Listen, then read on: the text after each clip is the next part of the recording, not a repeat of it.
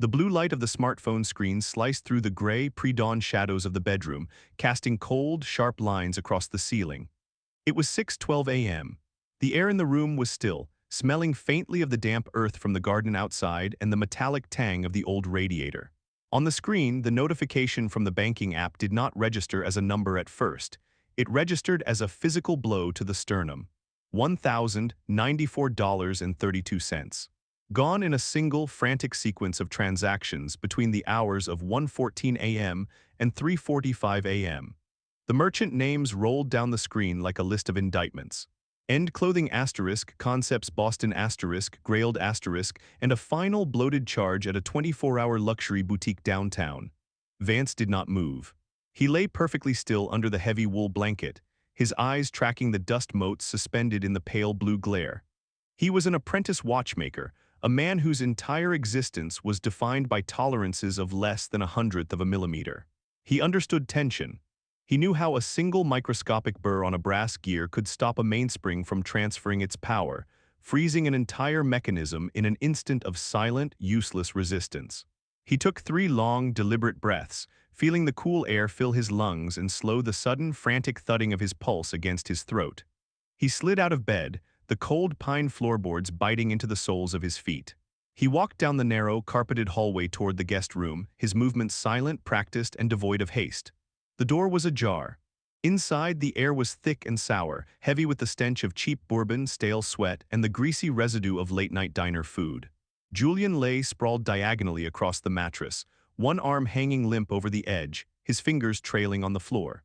His older brother had always occupied more space than he was entitled to, leaving a trail of discarded wrappers, half-empty glasses, and bruised feelings in every room he inhabited. He had arrived from his campus 2 states away for a brief spring visit, bringing with him his usual storm of manic energy and unearned confidence. On the floor beside the bed lay Julian's leather jacket, and beside it, Vance's sapphire blue Visa card, tossed carelessly onto the rug like a piece of plastic trash. Vance stepped into the room, his bare feet making no sound on the threadbare carpet. He picked up the card, wiping a smudge of dried grease from the silver chip with his thumb. Then his gaze shifted to the corner of the room. There they were. 3 glossy, thick-boarded shopping bags from the upscale mall downtown. Inside were synthetic nylon tracksuits with the tags still dangling, heavy-soled designer sneakers that smelled of fresh rubber and volatile adhesives, and a ridiculous, oversized silver-plated chain that looked like it belonged on a dog leash rather than a human neck.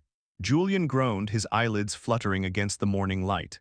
He rolled over, squinting up at Vance with a bleary, bloodshot gaze.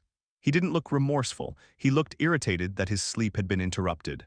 "What time is it?" Julian muttered, his voice thick with phlegm.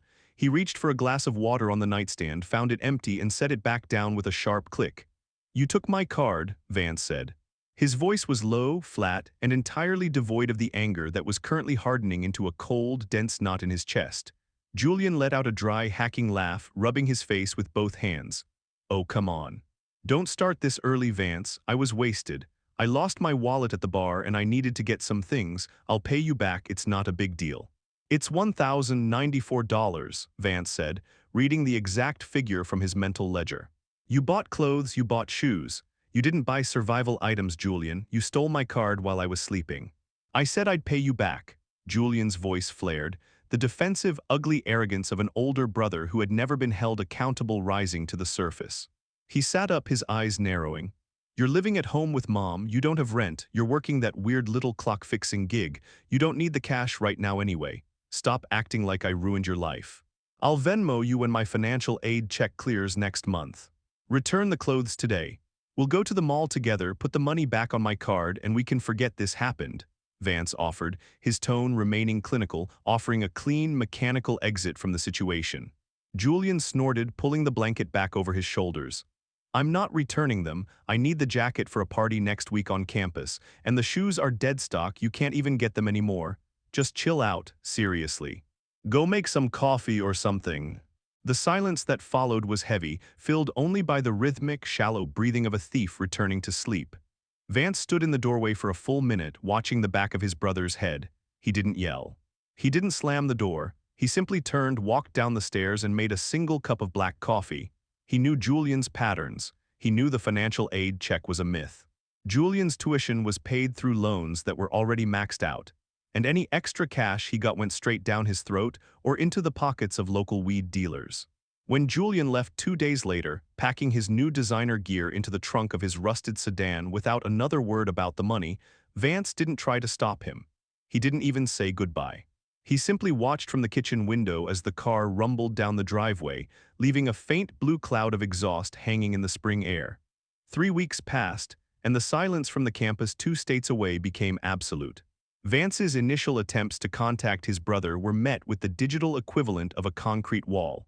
First, the messages turned from the blue of iMessage to the green of SMS. Then the calls went straight to voicemail after a single truncated ring. A quick check of social media revealed the finality of the decision: user not found. Julian had blocked him on Instagram, on Venmo, on Snapchat, and even on the obscure banking apps they used to split occasional family gifts. He had erased Vance from his digital reality, operating under the childish assumption that if you cannot see the person you owe, the debt ceases to exist. Vance did not rage. Instead, he sat at his watchmaker's bench under the bright, articulating arm of his magnifying lamp, dissecting an old Swiss pocket watch. He used brass tweezers to lift the balance wheel, inspecting the tiny, delicate pivots for wear. He liked the logic of the mechanism. If a gear was broken, you didn't scream at it. You identified the break, you calculated the replacement, and you waited for the correct moment to drop the new tooth into the train. During his visit, Julian had complained constantly about a dull, persistent ache in his lower right jaw. Microfracture, Julian had grumbled one evening over dinner, wincing as he drank cold water. Dentist in the college town wanted $1,200 to do a crown, told him he was out of his mind. I'll just chew on the left side until I graduate. Vance remembered that detail. He remembered the specific tooth, the second molar, already compromised by an old, poorly placed silver filling that was leaking at the margins. Julian's diet consisted almost entirely of energy drinks, cheap ramen, and gummy candy, a toxic combination of high acidity and sticky fermentable carbohydrates. Vance spent 3 hours that night on specialized forums, researching the precise mechanics of dental pulp decay. He learned how a microfracture, when subjected to extreme osmotic pressure from high-fructose corn syrup and the constant, abrasive chewing of dense candies, could rapidly degrade into acute pulpitis. Once the bacteria reached the root canal, the infection would be sealed inside the bone, creating an agonizing, throbbing pressure that no over-the-counter painkiller could touch.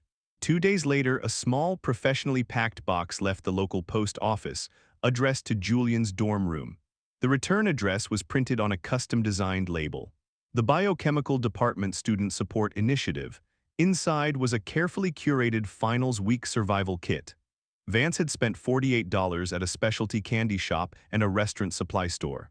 The box contained 3 bottles of an ultra-sour, highly acidic energy concentrate popular among gamers, along with 4 bags of regional old-fashioned molasses saltwater taffy, the kind of dense, jaw-locking candy that required 50 pounds of shearing force to chew.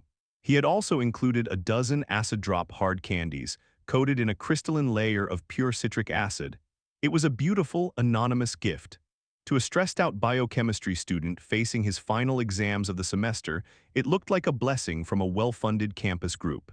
To Vance, it was a slow-acting, highly targeted demolition charge, designed to find the exact structural weakness in his brother's mouth. The call came on a Tuesday afternoon, just as the late May humidity was beginning to settle over the town. Vance was in the living room, helping his mother, Sharon, sort through old tax documents. The room smelled of old paper and the lemon-scented oil she used on the oak furniture.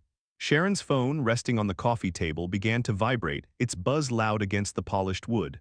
The screen read Julian *. Sharon sighed, her fingers pausing over a stack of yellowed receipts. I hope he's not calling for money again, she muttered, pressing the speakerphone button.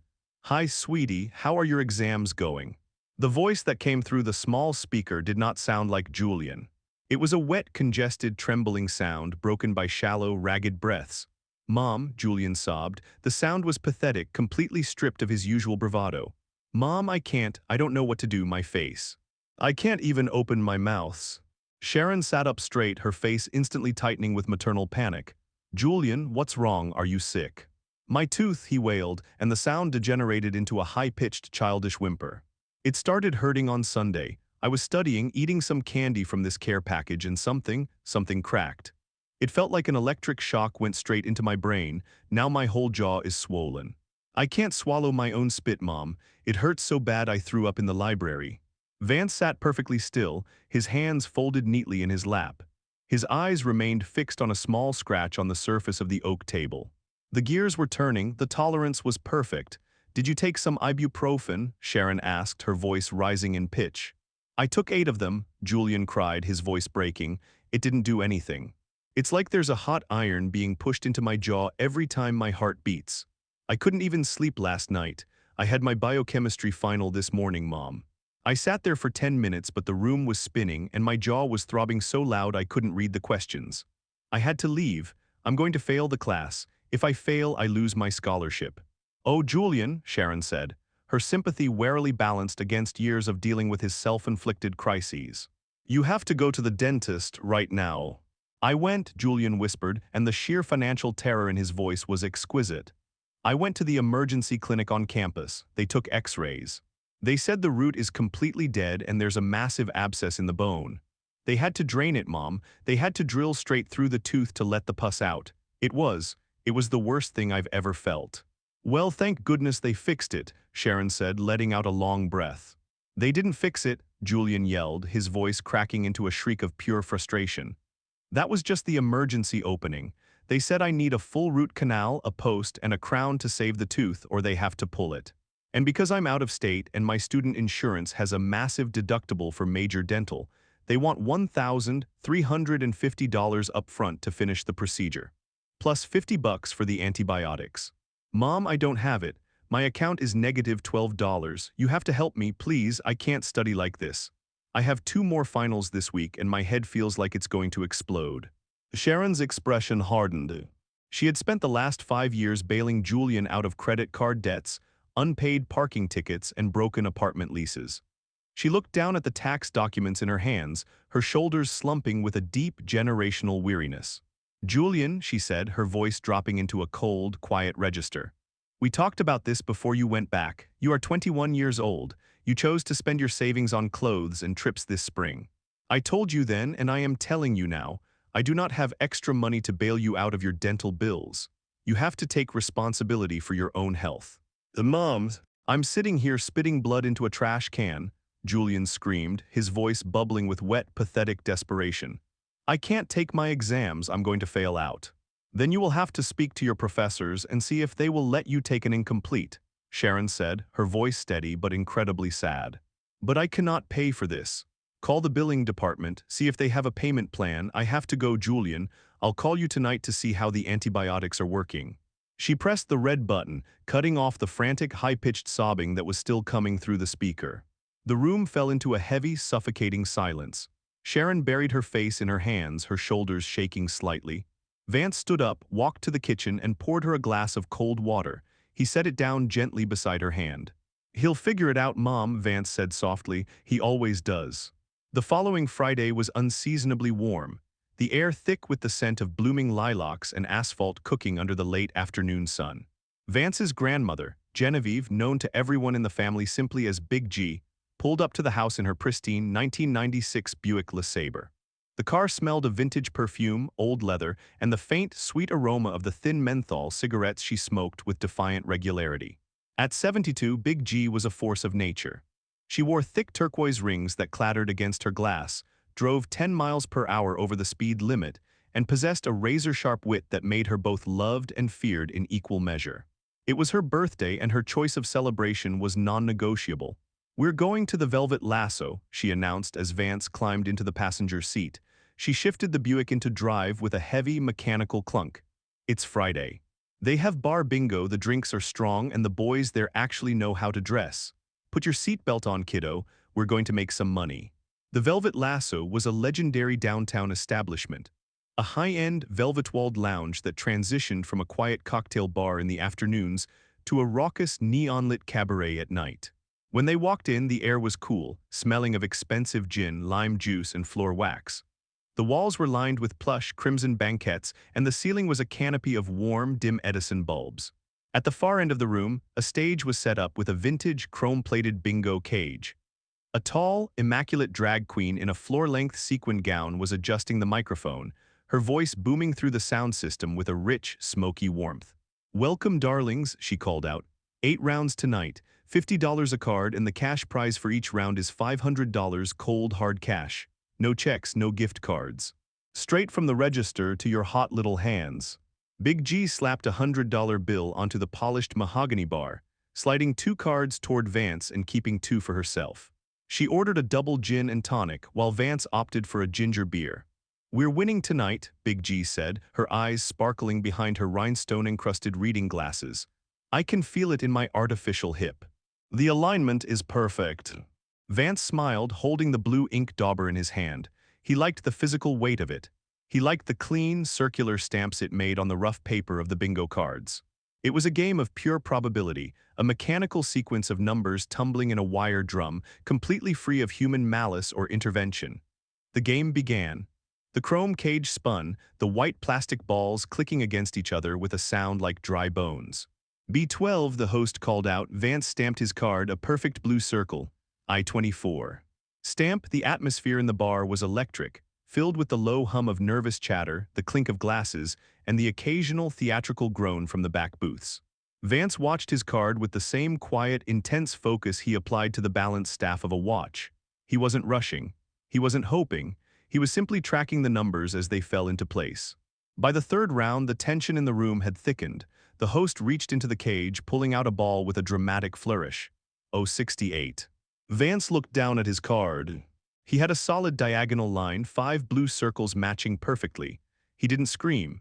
He simply raised his hand, his voice clear and calm over the low murmur of the crowd. "Bingo!" The host strutted over, her sequins catching the neon pink light of the bar sign. She verified the card, her long acrylic nails tapping against the paper. "We have a winner. $500 for the quiet gentleman in the front." The bartender counted out 5 crisp $100 bills, laying them onto the dark wood of the bar. Vance slid 2 of them toward Big G. "Happy birthday, Big G," he said. She laughed, a rich, throaty sound, and pocketed the bills with a wink. "Keep playing, kid, the night is young." By the 5th round, the air in the bar was warm and heavy, with the scent of spilled alcohol and perfume. The wheel spun again. Vance's second card was filling up with remarkable speed. It was as if the universe, having been knocked out of alignment by Julian's theft, was desperately trying to correct its own tolerances, throwing numbers at him with a frantic, mechanical precision. "Ends 35. Stamp G52. Stamp I-18. Vance's hand was steady as he stamped the final square. He didn't even have to raise his hand this time. The host was already looking at him with a mixture of amusement and awe. "Bingo," he said, "another $500. The bills were warm, fresh from the vault, smelling of paper and ink. By the 8th and final round, the crowd was watching Vance's table with a collective, hushed intensity. Big G was on her 3rd drink, her turquoise rings clacking against the glass as she cheered. Vance sat in the center of the storm, his mind perfectly clear. He felt the weight of the $800 already in his pocket, the exact restitution of the stolen funds plus interest. But the mechanism wasn't finished spinning yet. The final ball was drawn, G59. Vance stamped the center square of his 3rd card. The pattern was a perfect X. "Bingo," he announced. The bar erupted into a mixture of cheers and playful booing. The host shook her head, laughing as she handed over the final stack of bills. "Someone check this boy's sleeves. 3 wins in 1 night. You're taking us to the cleaners, darling." Vance pocketed the money, his fingers curling around the thick, solid wedge of cash. $1,500. The ride home in the Buick was quiet. Big G hummed along to an old jazz station on the radio, the green light from the dashboard illuminating her satisfied smile. The headlights sliced through the dark country roads, revealing the white blossoms of the dogwood trees lining the pavement. "You're a lucky kid, Vance," she said, her voice soft in the warm cabin of the car. "I don't think it was luck, Big G," Vance said, looking out at the dark trees rushing past. "I think the gears just finally lined up." When he got back to his room, the house was silent. His mother was asleep, her door closed. Vance walked over to his desk and turned on the small watchmaker's lamp. He took the cash from his pocket and laid it out on the green felt mat of his workbench. $1,500 bills. Clean, straight, perfect. He reached into his pocket and pulled out his phone. He opened the web browser and navigated to the student directory of Julian's University, searching for the academic calendar. The biochemistry final had been on Tuesday. The makeup period ended tomorrow at noon. He opened his messages. The green bubbles were still there, the digital monument of his brother's cowardice. Vance didn't try to send a text. He knew he was still blocked. Instead, he took a photo of the $1,500 bills resting on his watchmaker's bench. The green felt highlighting the crisp, clean edges of the cash. He opened his email app. He composed a new message to Julian's University email address, the one digital channel his brother couldn't block without risking his academic correspondence. He attached the photo of the money. He didn't write a long, angry paragraph. He didn't mention the theft or the card or the mall. He didn't mention the sour candy or the taffy or the emergency clinic. He wrote only 2 sentences. I had a great night downtown with Big G. I hope your mouth is feeling better. He pressed send. Vance turned off the lamp, leaving the room in the soft, natural light of the moon. He walked over to the window, looking out at the quiet garden. 2 states away, Julian was likely lying in a dark dorm room, his jaw swollen and throbbing, his bank account empty, his biochemistry grade in ruins, and his pride utterly destroyed. He would see the email. He would see the cash.